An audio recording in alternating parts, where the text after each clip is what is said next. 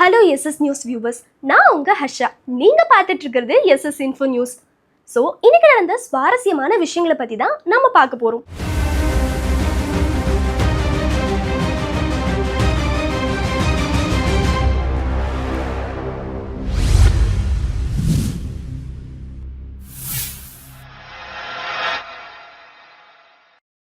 Over நைட்ல 9 லட்சம் ரூபாயை குறைச்சிருக்காங்க டெஸ்லா. என்ன நடந்துச்சு தெரியுமா?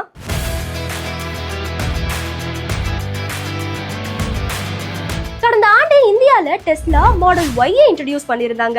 கிட்டத்தட்ட அதோட விலை வந்துட்டு 59,89,000 ரூபாய்க்கு விற்கப்பட்டு இருந்துச்சு. இப்போ ரொம்ப பெரிய முடிவு எடுத்திருக்காங்க. அதோட விலைய 9 லட்சம் வந்துட்டு குறைச்சிருக்காங்க. இது பலருக்கும் பெரிய ஆச்சரியமா இருந்தாலும் ஏன் இவ்வளோ பெரிய விலை மாற்றம் அப்படிங்கிற மாதிரி குவெஸ்டின்ஸ் எழுப்ப ஆரம்பிச்சுட்டாங்க. என்னதான் டெஸ்லா வந்துட்டு வெளிநாட்டுல இருந்து உற்பத்தி பண்ணப்பட்டு இந்தியால இறக்குமதி பண்ணப்பட்டாலும் இதோட சேல்ஸ் வந்துட்டு அவ்வளவு பெருசா இல்லைங்கிறதுனால டெஸ்லா இந்த மாதிரியான ஒரு முடிவு எடுத்திருக்காங்க அப்படிங்கிற மாதிரியும் ஒரு பக்கம் சொல்லிட்டு இருக்காங்க.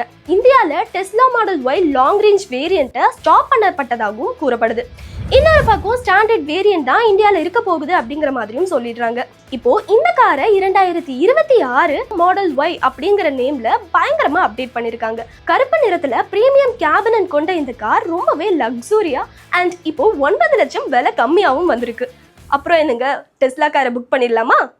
மே மாசம் முடிஞ்சிடுச்சு, வெயிலும் முடிஞ்சிருச்சுன்னு நினைச்சீங்கன்னா இந்த செய்தி உங்களுக்கு தான். மே மாசத்துல வெயில் போட்டு படாத பாடு படுத்திடுச்சு. ஜூன் மாசம் வந்தாச்சு, இனிமே கொஞ்சம் ரிலாக்ஸா இருக்கலாம் அப்படின்னு நினைச்சீங்கன்னா இந்திய வானிலை மையம் மிகப்பெரிய எச்சரிக்கையை கொடுத்திருக்காங்க.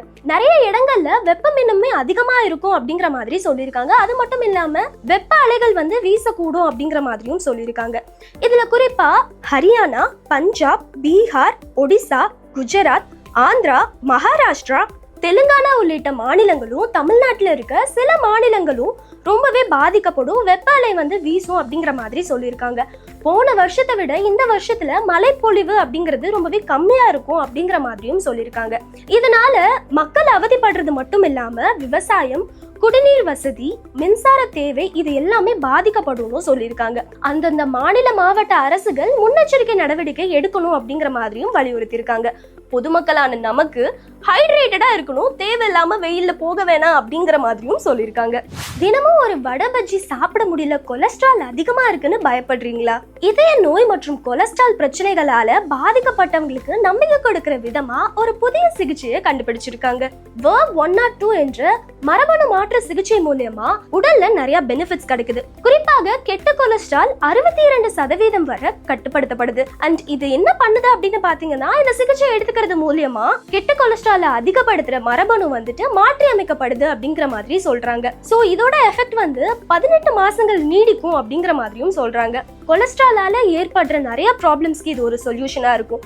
குறிப்பா ஹார்ட் ப்ராப்ளம்ஸ், மாரடைப்பு போன்ற ப்ராப்ளம்ஸ்க்கும் இது பெரிய சொல்யூஷன் அப்படிங்கிற மாதிரியும் சொல்லப்படுது. இதை தொடர்ந்து இந்த சிகிச்சை இன்னும் பரிசோதனையில தான் இருக்கு. இன்னும் ப்ராப்பரா லான்ச் பண்ணப்படல. முழுமையான பாதுகாப்பை உறுதி செஞ்சதுக்கு அப்புறம் தான் இதை லான்ச் பண்ணுவாங்க. அண்ட் அப்புறம் என்னங்க, இது வந்ததுக்கு அப்புறம் வடை பஜ்ஜி இல்ல, டெய்லி ஒரு பிரியாணியே சாப்பிடலாமே. கார் ரேசிங், பைக் ரேசிங் போர் அடிச்சிருச்சா? ஸ்பேஸ் ரேசிங் பார்க்கலாமா? அமெரிக்கா ரஷ்யாக்கு இடையில எப்பவுமே ஒரு போட்டி போயிட்டே இருக்கும். ஸ்பேஸ் ரேசிங்லயும் பயங்கரமான ஒரு போட்டி இருந்துட்டு இருக்கும். இப்ப இந்த போட்டி அமெரிக்கா மற்றும் சீனாக்கு இடையில வந்திருக்கு. சீனா இப்போ நிலால 2030க்குள்ள மனிதனை அனுப்பி வைக்கணும் அப்படிங்கிற ஒரு ப்ராஜெக்டுக்காக தீவிரமா ஒர்க் பண்ணிட்டு இருக்காங்க.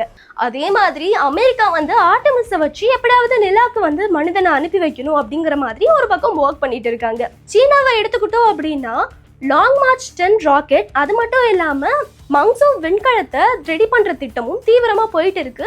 அண்ட் இன்னொரு பக்கம் நிலாவோட தென் துருவத்தை ஆராய்ச்சி பண்றதுக்காக சங்கு 7 ரெடி பண்ணிட்டு இருக்காங்க. இதனால நிலா எப்படி இருக்கு, எப்படி மனுஷங்க சர்வே பண்ணுவாங்க அப்படிங்கிற மாதிரியான ஃபியூச்சரிஸ்டிக் விஷனோட இந்த மிஷனை ரெடி பண்ணிட்டு இருக்காங்க. ஸோ இப்போ 2 பேருமே யார் முதல்ல நிலால மனுஷங்களை அனுப்பி வைக்க போறாங்க அப்படிங்கிற ரேஸ்ல பயங்கரமா ஈடுபட்டு இருக்காங்க. உலக நாடுகளும் ரொம்ப ஆர்வமா பார்த்துட்டு இருக்காங்கன்னே சொல்லலாம். இவங்க 2 பேர்ல யார் ஜெயிக்க போறாங்க அப்படிங்கிறது தான் நம்ம பொறுத்து இருந்து பார்க்கணும். சிம்பு ஷூட்டிங் ஸ்பாட்டுக்கு லேட்டா வருவாரா?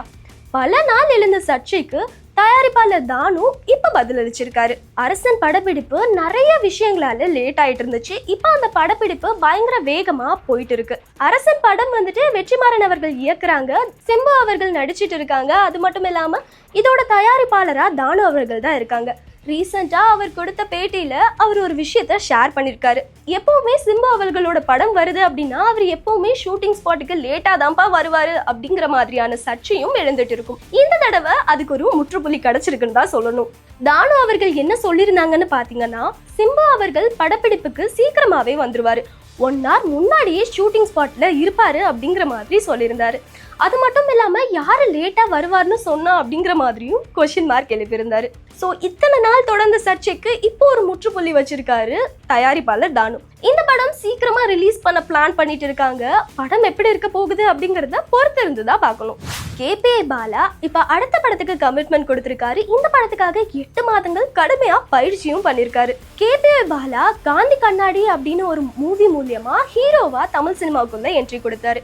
இப்ப அவரோட 2வது படமா ரீமேட்ச் அப்படின்னு ஒரு மூவிக்கு கமிட் ஆகியிருக்காரு. இதோட பூஜையும் வந்துட்டு சிறப்பாவே நடந்துச்சு. பூஜை முடிஞ்சதுக்கு அப்புறம் பத்திரிகையாளர்களை சந்திச்ச பாலா நிறைய விஷயங்களை ஷேர் பண்ணிருக்காரு. இவ்வளோ நாளா என்னை வந்துட்டு ரொம்பவே ஆதரவு கொடுத்த என்னோட ஃபேன்ஸ்க்கு ரொம்பவே தேங்க்ஸ் அப்படிங்கிற மாதிரி சொல்லியிருக்காரு. அது மட்டும் இல்லாம இந்த படத்துல வந்துட்டு கமிட் ஆனது எனக்கு ரொம்பவே சந்தோஷத்தை கொடுக்குது அப்படிங்கிற மாதிரியும் சொல்லியிருக்காரு. அண்ட் இந்த படத்துல பேட்மிண்டன் மையப்பகுதியா இருக்கும் அப்படிங்கிற மாதிரியும் சொல்லியிருக்காரு.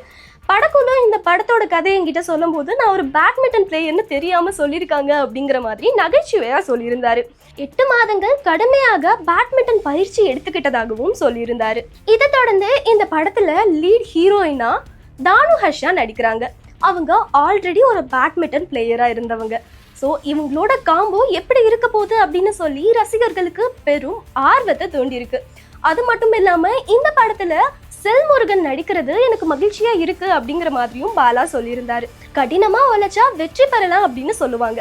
அதுக்கு சிறந்த உதாரணமா இருக்காரு நடிகர் பாலா.